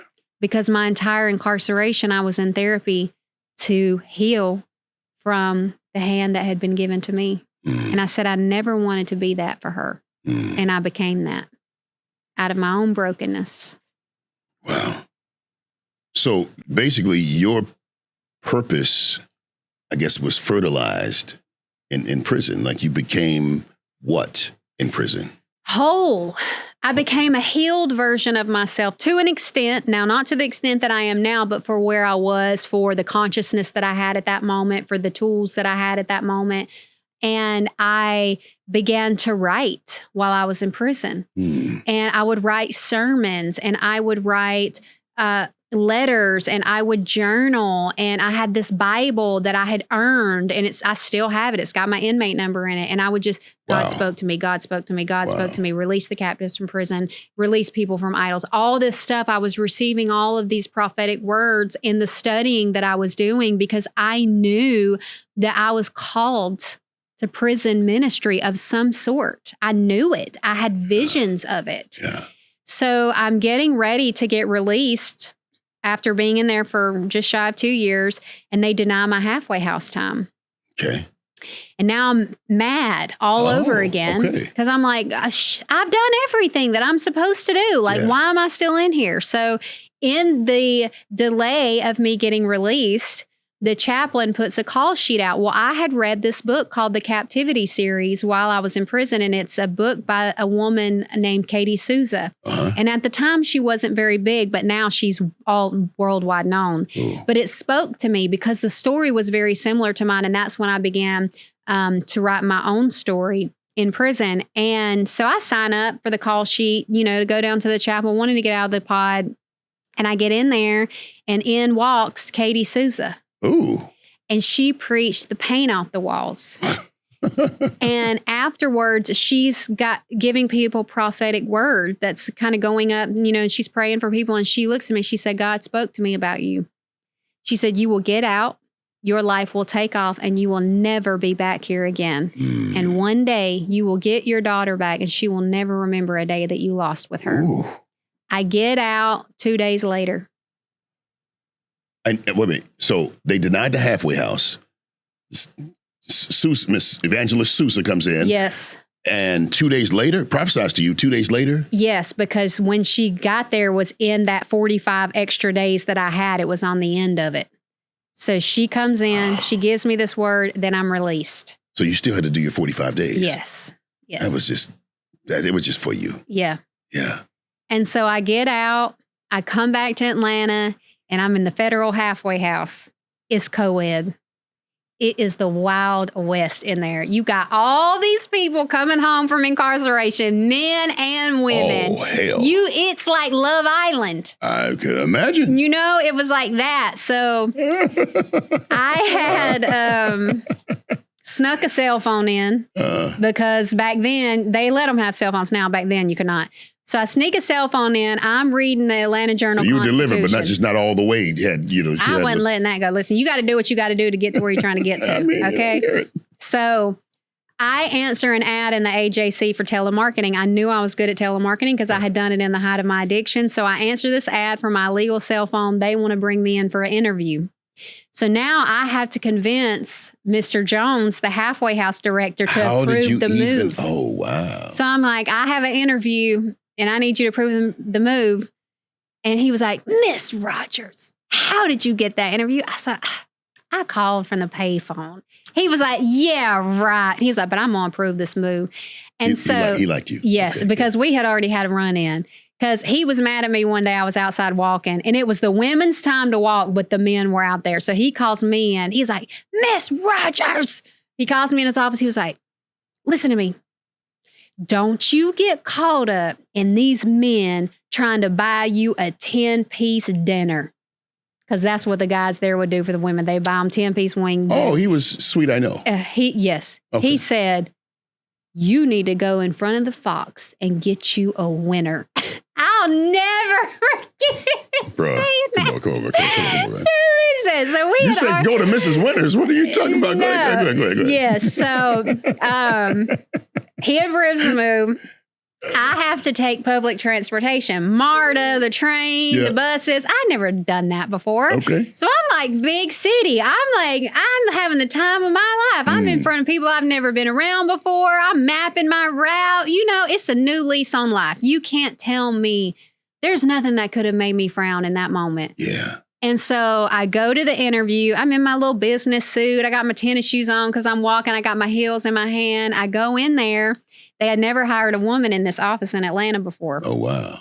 I go into the interview. It's going well. Clean cut, polished guy, dressed like you. We're in the interview. I know they're going to hire me. All right. And so I say, I want to interrupt this interview because I want to be honest with you about who I really am. And he says, okay. Now, mind you, I am institutionalized. I am coming out of a maximum security federal prison. You had a little bit on you though still, right? I had a little bit of swag. I'm going to lay my cards on the table and you got to decide if you about to play this hand. Oh, he was like that? That's how I was. So I say, I just got out of a maximum security federal prison. I was a drug dealer and a drug addict and I'm not that person anymore and I'm going to make somebody a lot of money. And then I quit talking. And what did they say? He said, his mouth drops. He stared at me. I'm staring at him. There's awkward silence. I don't know what else to say. I have said it all. He finally breaks the silence and he says, holy shit, I wasn't expecting that. So he laughs and I laugh and he said, I'm going to talk to the owner of the company. All right. And call me tomorrow at this time. I call them, they hire me. Okay, good. I start February 22nd, 2010, which was also Madison's birthday. Good. Outsell the whole company month 1 in our office. Whoa. 6 months later, they give me a promotion to manager at large. I'm traveling the country and I'm training, opening up office for them, and I'm training people on how to sell over the phone while on federal probation. My probation officer cannot believe it. He's like side-eyeing me because he's like just trying to find the hole because he had the file, you know? Yeah. And I just kept going up and up and up and up, and I never took my foot off the gas. And an opportunity presented itself for me to get custody of Madison. And I had written in prison how it was going to happen. And the door opened, and I did not feel ready because I was still building my life. This was the first time that I had had anything normal. So you're 24, 25? I am 26 or 27 at this point. Okay. But I walked through the door because I knew that I asked for this. And I knew that that door wouldn't have opened if it wasn't meant for me to walk through it. Now, was he okay with? Oh, okay. Mm-mm. Okay. No. And I spent every dollar I had fighting custody for her, and I won. And after I won custody of her, she had been living with me at that point for 6 months. And she looked me in my eyes when I told her she was staying with me, and she, with the most disgusted look that she could ever come up with on her face, and said, I can't believe my dad let this happen. And I had to go in my closet and just cry because that wasn't what I imagined the reunification of my family looking like. Wait. Okay. Hold on. All right. This is a tough one. You know where I'm going. If she was happy with her father, that woman, why you just didn't let her stay? I spoke on this on a previous podcast. And it was the first time that I had shared this truth. And when I openly shared it for the world to hear, shining light on other people's shadows and the things that they have done in people's lives creates gasoline on a fire that had been put out many years ago. And so there was a situation that had presented itself. The father was always deployed. He was never there. He wasn't the one raising her. Okay. And the opportunity that presented itself in order for me to gain custody of Madison was not a good one. Say less. Say less. Got it. Yes. All right. Well, but if he was there and he was a present father and he was doing all the things, would you have considered letting her stay? The situation notwithstanding, let's say the situation didn't happen. If she would have been thriving in her life, happy, settled, getting the childhood that she deserved, I would have, because it would have been the right thing to do for her. But that was not the case. It was the exact opposite, unfortunately. And so that only further compiled onto the guilt that I already carried for what I had caused in her life. More trauma, yeah. So once I got her, for the first year and a half, I parented her from guilt. Oh. And I overgave. Yes. And I overbought. And I overdid. And she continued to So you did like $5,000 at Walmart. And she just continued to despise me more and more and more, to the point that I finally shut down and I began to parent her from survival mode, because I knew survival mode well. What does survival mode look like? Have you ate? Oh. Is your homework done? She would hug me and I would tense up. Really? Because I couldn't connect to that part of who I was as a mother anymore, because I had to let that go when I lost her to survive. And we went to therapy and therapists quit on us. Really? Because it was much too deep of a wound for it to be anybody but God to heal it. And for years and years and years and years, we just went through the motions. And as she got older, she began to see that some of the things that she was taught about who I was weren't true. And so she would come around, but only so much come around because she's hurt. And then she ends up almost dying of a ruptured brain aneurysm at 16 years old. That's right. And for 6 weeks, I watched her fight for her life. And I screamed at God in that moment as loud as I could. The whole floor probably heard it. And when I walked out of there, it was as if we had never spent a day apart from each other. That was the prophetic word that came to fruition. Because it took something so extreme for her to put her pain down and for me to put my pain and guilt down to connect and see each other. Yeah. You know what's present to me when you said that is that sometimes we will protect ourselves from the thing that we want the most, because the thing that we want the most is kind of hurting us right now. Like you wanted your daughter's love and you did all of the things, you tried to make it happen, but for whatever reason, she just wasn't in the space to give you what it is that you wanted. So you, like you say, you tensed up. Yeah. But that ain't just, that's everybody. That's everybody. And if you can grab it though, if you can grab it when it's happening and you know, work through it, get the right tools to work through it, then it'll be good. But most people stay there. Like great situations that should remain great. But I don't trust it. Yeah. So I ain't going to give it the best version of me, which by the way, is exactly what's needed to make the situation pan out like it's supposed to. Yeah. But I ain't giving you that because that's too expensive. Hurt me too much to give you an open-hearted version of me. Yeah. And then it's a little bit deeper than that, because it's not that I don't trust you or the situation. I don't trust me. Yes. Been there too. And so it took me years and years and years and years and years and more loss and more pain and more trials and more tribulation to finally get to a breaking point at 37 years old to realize that I had shown up for everyone in the world for 13 years at that point in a positive way, creating impact. But I couldn't tell you who I was outside of that. And I felt like I was drowning in my own grief and disappointment and hurt, to where I made a decision to walk away from everything that I had built around prison reform. The accolades, the name, the businesses, the speaking, all of it. And I said, I'm going to go do a spiritual journey, because what I'm in search of, I can't find it.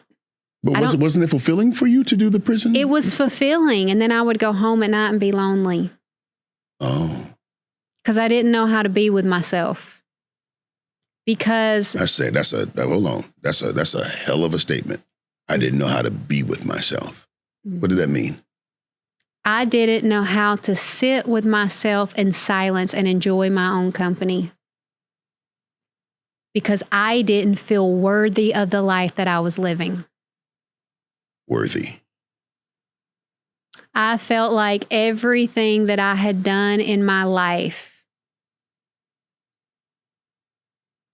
was too heavy, too bad, to be able to sit in this beautiful home and all this stuff and the beach condo and the nice cars and the kids and all of that, when there are people out there who have done far less than what I have done, and they would give anything to have a moment of this. And it wasn't enough for me because I didn't feel worthy of it. I didn't feel like I deserved it. I didn't feel like I was good enough. But you were doing prison reform though, right? And it still didn't. And had I died in that moment, there would have been thousands of people in my funeral saying I had impacted their life in a positive way, but I couldn't tell you what I did for fun. I couldn't tell you what brought me joy. I couldn't tell you what love was for me. I couldn't tell you the type of relationship that I really wanted because I didn't know myself. I only knew myself in my career because that is what my focus was for so long. So my value was tied to a paycheck, to a good deed. And I did it because it was what was in my heart to do. Because I have such love for other people, but I didn't love me. You did it for love. Yes. You did it to be loved. Damn, that's crazy. And at the end of the day, would go home every night and I could have all of my children in the bed or a man in the bed and still feel lonely.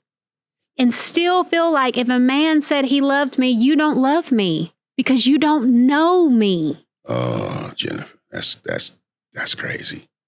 That's so good. But I didn't know me. So how can you know me if I don't even know me? All right. So take me there. Take me there. You decide to go on a spiritual journey. How did it begin? How did it end? Well, it wasn't a one-time thing. All right. But I reached out to a colleague, acquaintance of mine at the time, and I said, I need to go on a spiritual journey. And I didn't even know what that really meant. I just know I needed to go. I knew something was calling me. And the church wasn't doing it for me anymore because it just wasn't. Well, I want to say this real quick, and I don't want to divert from your story, that I think the church gets a bad rap often because it's not something else. We have been sold that the church is everything. And I don't believe that. I believe it's very important. Yeah. And I believe we are the church, okay? And I do believe that. But it's not everything. And it's like we say, well, the church didn't teach me this or the church didn't teach me that. And I've been on that side myself. But the truth is, it maybe wasn't supposed to. You know where my issue is with that? And I'm going to touch on this and then we're going to go back because we can go down a rabbit hole on this. My issue with church, and I believe in Jesus and I love Jesus. So let me say that. However,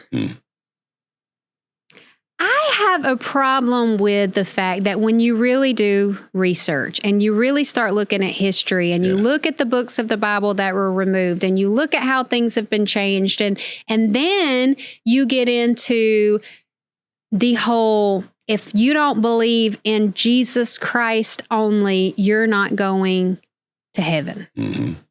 So what about the person that is all the way across the world and they know Jesus or God in a different name because of where they're geographically located? Because we all know, based on geography, there are typically 5 things that you are automatically given: your religion, your political beliefs, your family, all these things, right? Right. And what if that woman tells me she experienced the same miracle that I did in the name of God? It just doesn't match the name that I call it. So you mean to tell me that she's not going to go and be with her God because it's of a different name? Because energy is energy. Yeah. And the energy of God has many names. Well, that is an entirely different conversation, but I will give you this.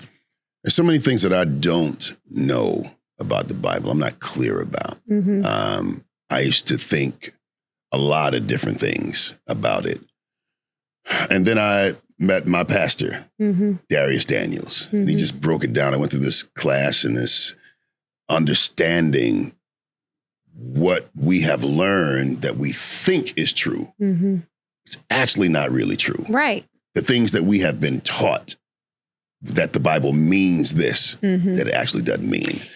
And yes, I feel like instead of getting in the weeds of that, me personally, because I can go down the rabbit hole with that, from, being brought over here, fed this gospel as, and then we got a different Bible than everybody else got. I'm a black man in America. My people were enslaved. Yeah. Come on, we can go down there, but I don't, here's what I know. Just like you, my experience with God is the thing that I know and I trust. Mm-hmm. And his word, as I know it, is potent and powerful enough for me to get through this thing called life. Mm-hmm. And when I could not connect with the four corners of my mind, it was his word that brought me back. Now I can go down there, but that's a real rabbit hole. Mm-hmm. And I just feel like I know enough that the things that I don't know and I can't explain, I don't understand, it doesn't sway me. I just say that's something I don't know. So I stick with what I do know. So that's what I was in search of. When I went on this spiritual journey, I wanted to really know God, and not God in the church, not God that the pastor says. I wanted to know, is God good? Because I didn't believe I was good. Oh. And I am a fragment of God, right? So how can God be good if I'm not good? Wow. And how can God be love if I'm not love or I'm not worthy of love? And so these were the things that I was in search of. And so I go on the spiritual journey, and the first one, I hysterically laugh and I cry, and because it was, I wasn't deep into it yet. I'm just putting my toe in the water. And for years, I was down that path, and every time I did a journey using psilocybin, it allowed me to unlock my subconscious mind where memories are stored that I didn't remember, and my perception of those memories as an adult was skewed to what they really were as a child. I did an inner child hypnotherapy session. And while on psilocybin? No, totally sober. And in that session, I was under hypnosis, and she asked me to talk about the first memory that I had as a child. And as an adult, it was just a normal memory. And I said, when I was a little girl, I would clean my closet out. I would sit in the closet, close the doors. I would sing. I would read books. I would play with toys. And she was like, what is little Jennifer feeling in the closet? And I couldn't remember because I couldn't connect to her. And so she kind of walks me into the memory, and I just start crying. And my eyes are like sealed closed because I'm deep under hypnosis in my subconscious mind. She said, what is little Jennifer feeling in the closet? And I said, lonely. Did you record it? That's how you know? I remember it. Damn. And she said, what is she searching for? And I said, love. And so my whole life, out of loneliness and out of love, I made all of these decisions because I was trying to fill that cup. And so eventually, as I do all these journeys and I begin to unpack not just present day trauma, ancestral trauma, things that have been passed down, lineage after lineage after lineage, I began to heal those things. I began to be a better mother. I began to show up differently. So to the point that one time my dad was like, I'm just worried about you. I said, why? He said, because all you want to do is spiritual journeys and mushrooms. And you used to be so motivated, so career driven. And I said, Daddy, I am still motivated and I am still driven. The difference is those days I was motivated and career driven from a place of unworthiness that if the check was large enough, I would take the opportunity. Yeah. Whereas now, if it doesn't give me purpose, passion, joy, fullness, wholeness, and it doesn't align with what my soul feels is right, I will no longer say yes to it. Yeah. And I said, and when the right opportunity comes, the door will open and I will walk through it. Yeah. And the right opportunity did come. And I walked through that door and I made more money than I ever did. Wow. Because I did it from a place of wholeness. And then I did a journey and I called in God and I called in my higher God self. And I asked, I want to sit in your presence. I want to sit in your energy. I need to know, who am I in your eyes? And I sat in the presence of all that God is, of all that I am for the first time. And I cried because at 37 years old, I realized for the first time in my life that I was a marvelous person. That I came here and chose to experience everything that I had experienced so that I could help someone else that doesn't look like me, that doesn't sound like me, make it out of something that they had walked through. Because I'm not ignorant to the fact that I'm white and I'm attractive and I sound country and it's easy for people to trust me. 95% of the people that I work with are African American. And I will stand in the gap all day long because that is what I believe is the right thing to do. And I don't care who likes it. I don't care if it makes you uncomfortable. I'll sit in a room with 100 Black people and be just as at peace and would prefer that every day than to be in a room full of 100 white people because I have lived the struggles. And I can identify, I have been homeless, I have been abused, I have been sexually abused. There is nothing that I have not experienced in my life. And if I can take those experiences and I can create something for someone else that says, if you can make it, I can make it too. I will continue to get on every podcast and I will continue to shine a light on the shadows of the people that don't like what I have to say, but the truth is the truth. And anything that I say on any podcast, it is verifiable in public court record. So if there is someone that does not like what I'm saying because it makes you feel a way about the things that you have done in your life that you have hidden behind lies, please know I will not stop. That is a cup you have to drink from and figure out. I was going to ask you, so your mom and your dad, they're still with us? Yes. And when they hear you talk like this, I'm very careful about what I share when it comes to some of the things that happened when I was a child. Yes. Good. Okay. Because I do have a great relationship with my mom and I do have a great relationship with my dad. And I never want them to feel like I am putting their business out or that I don't honor them as my parents. So because there's a lot more that I could say that I choose not to, but they also hear me very openly talk about the spiritual side of things and the healing work that I've done and all of that because this is who I am. And I'm sorry if it makes you feel uncomfortable, but this is who God called me to be. And Jesus was one of the most ostracized, misunderstood people that we all know.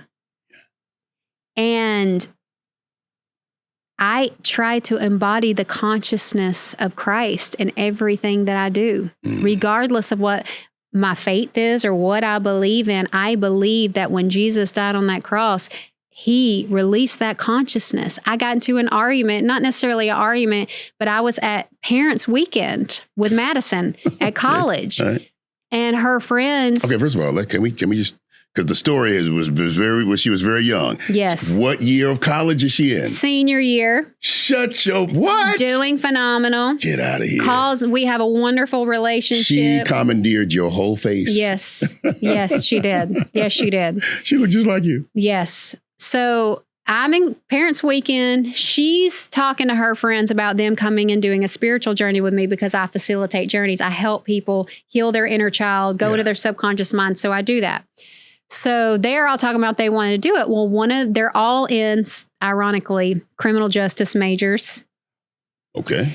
And one of the girls walked up and I was telling them about my experience of sitting in the presence of God in this journey. And so she says, so now all the other girls, they're just so enamored. They're like listening, because it's different from what they've heard. And one of the girls says to me, do you believe God is above you in the sky or within you? I said, I believe that God is within me. And she said, and walked off. And it's like, I know that my message and my belief style is not for everybody. Okay. And that is okay.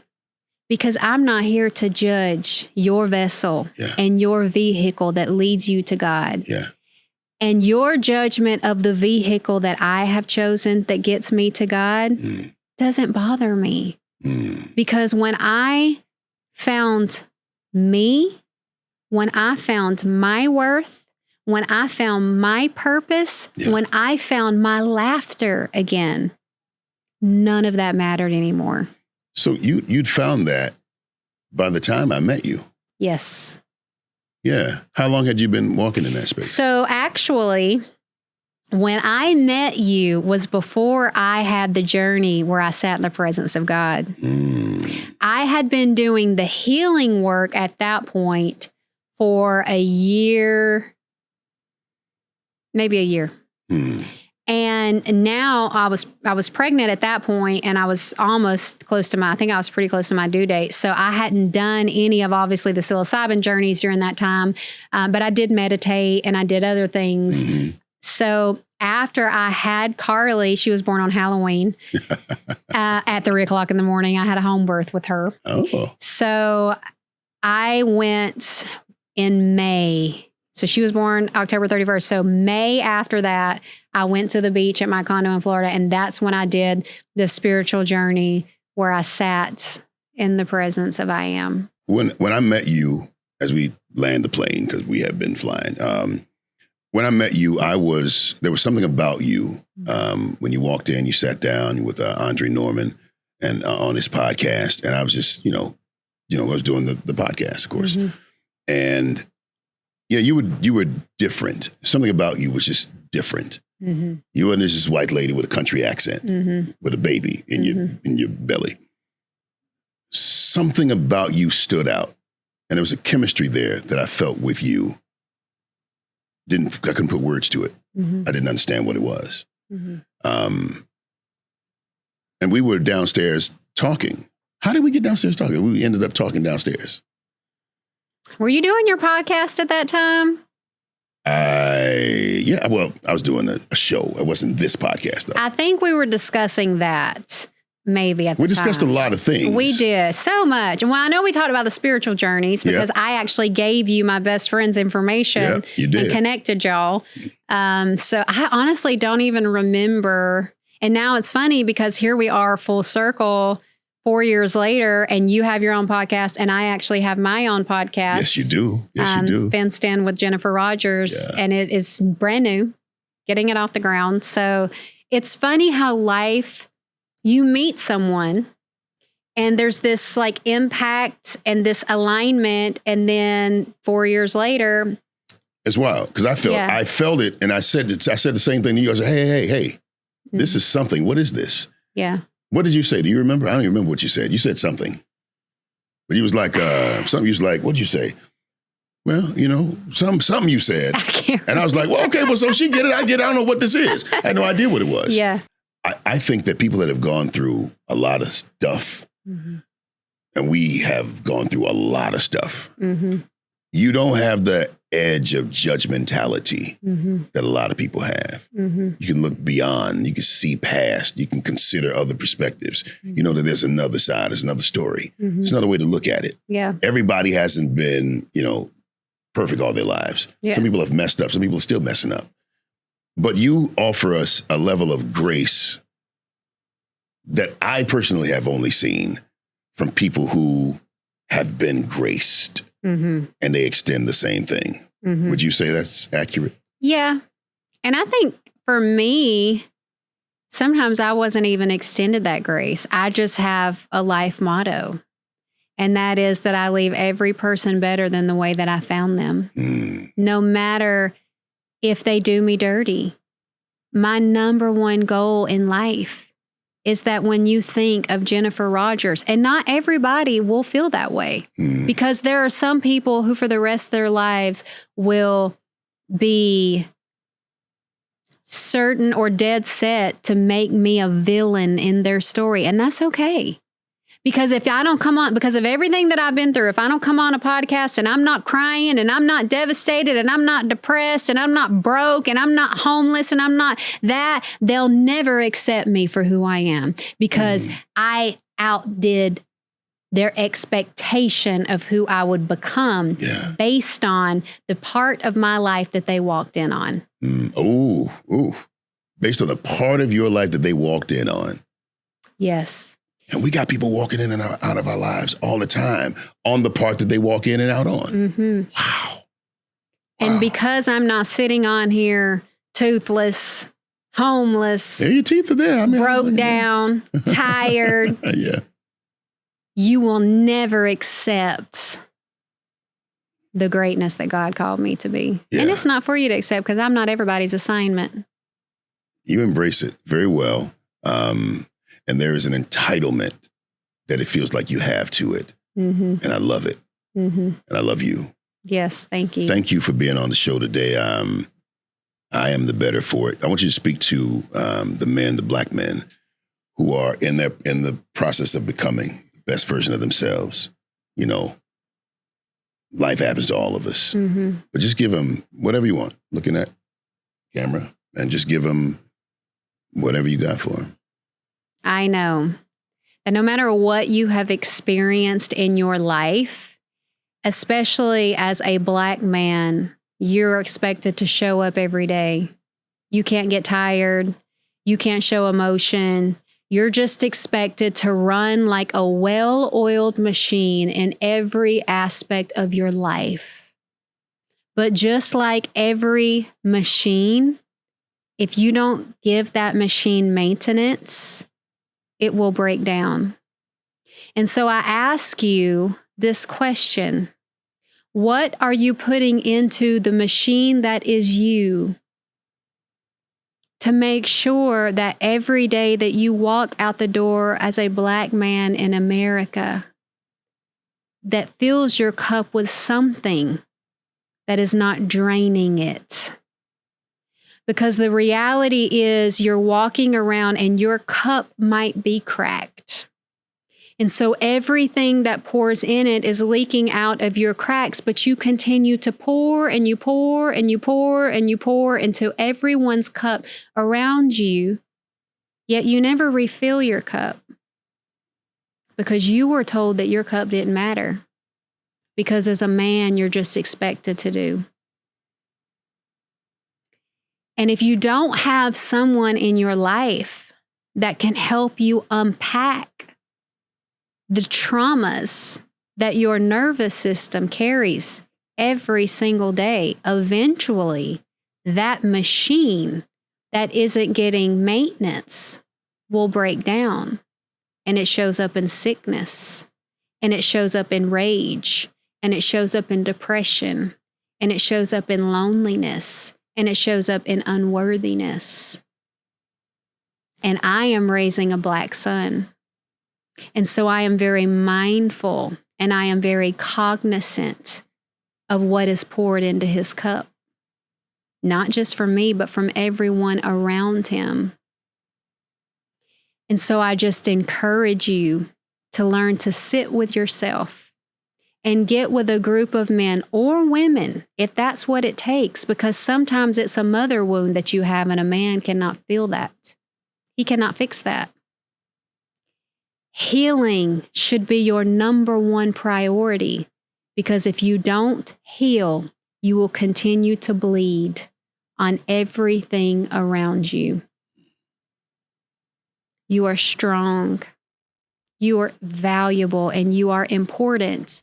And although our society and this world wants to make you anything but that, I encourage you to really honor and believe that God is within you and you will not fail. Oh, that was good. Thank you for that. Until next time, bro, I love you. Hold your head up, man. Everything she said. Man up. Driven by purpose, walking God's plan. You're looking at a certified man.